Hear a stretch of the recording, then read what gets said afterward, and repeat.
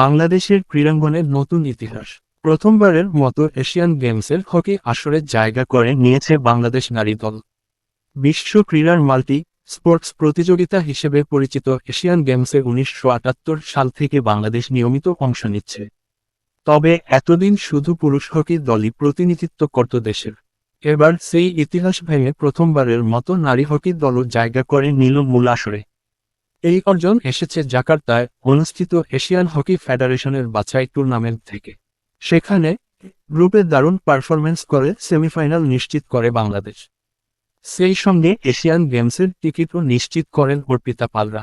বাছাই পর্বে ৬টি দল মূল আসরে খেলার সুযোগ পাবে, এমন নিয়মে বাংলাদেশের অবস্থান ছিল গুরুত্বপূর্ণ। প্রথম ২ ম্যাচে ৪ পয়েন্ট নিয়ে এগিয়ে থাকা বাংলাদেশ শেষ গ্রুপ ম্যাচে হংকংয়ের মুখোমুখি হয়। ম্যাচের শুরুতে পিছিয়ে পড়লেও দারুণভাবে ঘুরে দাঁড়ায় বাংলাদেশ। প্রথম কোয়ার্টারে সমতা ফেরানোর পর দ্বিতীয় কোয়ার্টারে গোলশূন্য থাকে দুই দল। তৃতীয় কোয়ার্টারে কনার দুর্দান্ত গোলে এগিয়ে যায় বাংলাদেশ। শেষ পর্যন্ত ২-১ ব্যবধানে জয় নিয়ে মাঠ ছাড়ে তারা। ৩ ম্যাচে বাংলাদেশের সংগ্রহ ৭ পয়েন্ট। এই পারফরম্যান্সে গ্রুপ পর্বে শীর্ষ ২ থেকে এশিয়ান গেমসে জায়গা নিশ্চিত করে নেয় বাংলাদেশ নারী দল। বাংলাদেশের নারী হকির ইতিহাসে এটি এক নতুন অধ্যায়। এবার বিকেএসপির খেলোয়াড়দের নিয়ে গড়া দল আন্তর্জাতিক মঞ্চেই বাজিমাত করেছে। প্রথম ম্যাচেই শক্তিশালী চাইনিজ তাইপের সঙ্গে ৫-৫ গোলের ড্র।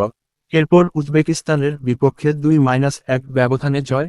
সব মিলিয়ে অভিষেকেই দারুণ সাফল্য। আর শেষ ম্যাচে হংকংকে হারিয়ে নিশ্চিত করল এশিয়ান গেমসের টিকিট। বাংলাদেশ নারী হকি দলের এই অর্জন দেশের ক্রীড়াঙ্গনে নতুন সম্ভাবনার দরজা খুলে দিল।